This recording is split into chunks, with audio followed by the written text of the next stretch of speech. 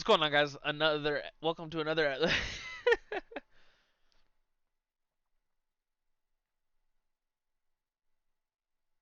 Welcome back to another episode of the Cover Two podcast. As always, I'm your host Lawson Turner, and we got another Game 7 on Sunday. We have the Indiana Pacers forcing Game 7 last night with their 116 to 103 win over the New York Knicks. Let's dive into how this happened. Jalen Brunson struggled in the first half.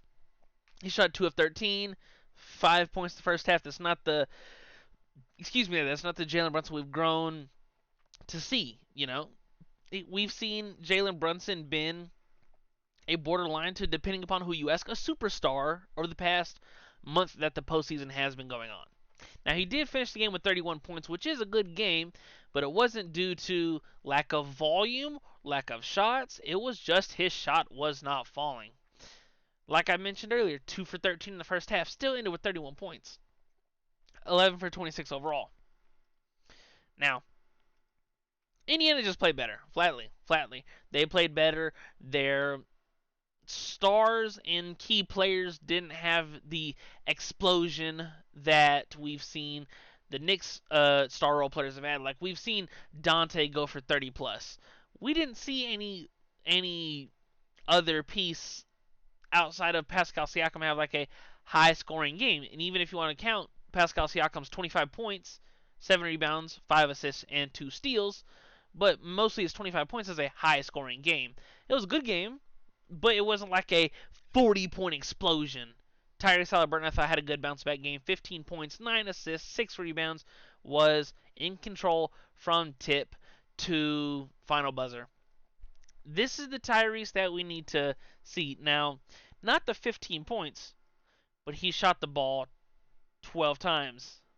So you go from game 1 where you take 6 shots. Then you go to game 5 in which you take I don't remember off the top, so let's double check. Now, granted, it was in a 30-point loss, but you take 9 shots.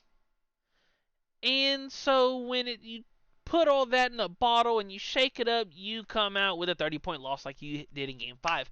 Now, you did bounce back in when Game 6 convincingly they were up 20 plus in the fourth quarter. But if they want to go into New York and win a Game 7, it's going to be on Tyrese's shoulders.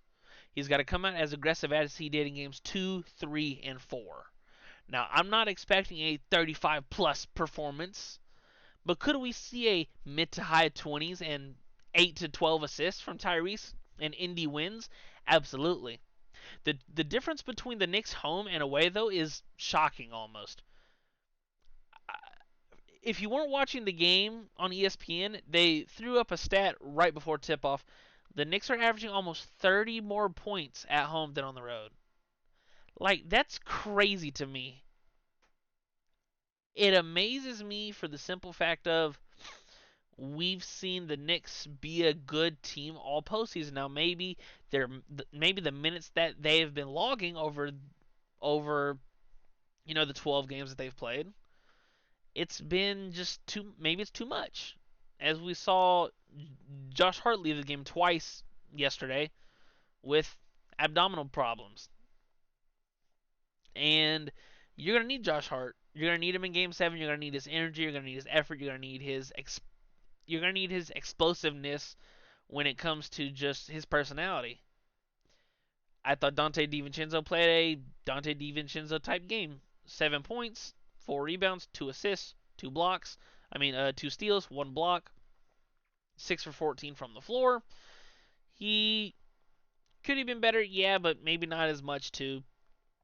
And last night it just felt like Indiana was going to punch the Knicks in the mouth and force Game 7. I thought Deuce McBride was the biggest reason early that the Knicks even were staying afloat. He scored 19 of his 20 points in the first quarter, 8 for 12 from the floor overall, 4 for 6 from 3. Really, really, really nice game. Now let's look into the Pacers' tertiary pieces. Well, tertiary in the grand scheme of things, but not when it comes to what they do for their team. Miles Turner, outstanding game. 17 points, 8 rebounds, 2 blocks, 3 assists. He's the modern day big in which 6'10", 6'11", can move, can finish around the rim good enough, and a good touch from three, and can be utilized in the pick and pop game. He was his impact just being on the floor helps so much because that leaves Isaiah Hartenstein to kind of play outside from the paint. And that gives guys like Pascal a lot of room to work. That gives players like Andrew Nimhart a lot of room to work. And speaking of Andrew Nimhart, good game, 15.6 rebounds, six assists. Awesome. I thought TJ McConnell also played a very, very, very strong game off the bench. 15 points, 4 assists. He's been sensational coming off the bench. The two runs to me, though, that kind of broke the game open. Indiana was down 2 points in the second quarter, and then they rip off a 22-7 run. So you go from down 2 to up 13 just like that in one quarter, and the Knicks are kind of stunned, and they're down 10 and a half. Now, the second run and the one that to me really broke the camel's back, the Knicks start out the third quarter going on a 5-0 run and cut it down to 5. The Pacers instantly within 2.5 minutes go on a 10-2 run like that, and boom, back down 13. So it's like, I'm not saying it broke the camel's back due to 12 is too much of a deficit, 13 is too much of a deficit to, coming back from. Because we've seen many teams all postseason long and all season long be down 12, and then in a couple possessions it's tied or two possession game and things of that nature. And with the three ball being so effective and important in today's game, the Knicks can turn it around like that. Now, the Knicks took 8 more threes than the Pacers, but they made 4, which is, if you take 8 more and you make 4 more, then, out of those 8, you're making half your threes, which is good. But it just didn't matter when it mattered, if that makes sense. Like, the Knicks shots just weren't falling down simply.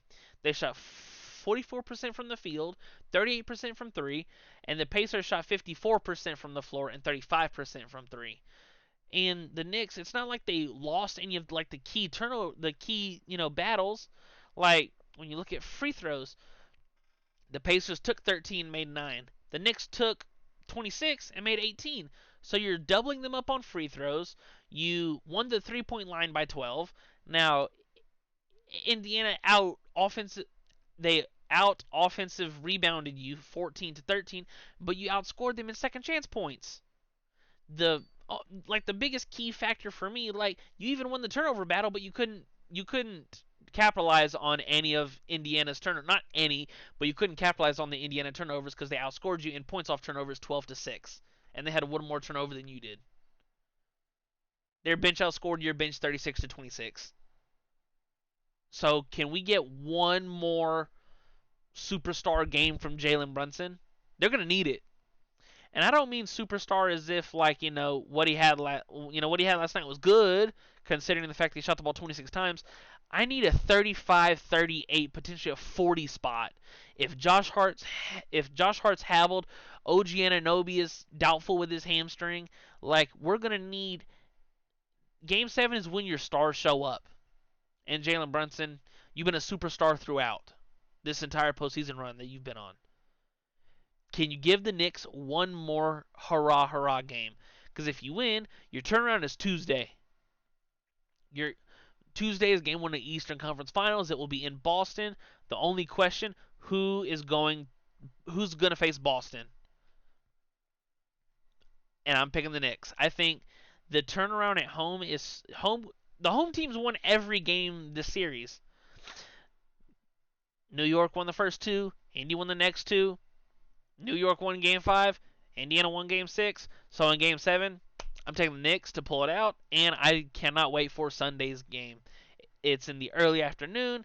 If I'm correct, it's at 3:30 p.m. It is 3:30 p.m. on ABC, and I can't wait for the fireworks, and I can't wait to watch the game and go over it with you guys. Well, that's all I have for you guys in this episode of the Cover 2 podcast. Be sure to check us out on Twitter at the Cover 2 Pod 26. Link will also be in the description, so it'll be a little bit easier to find.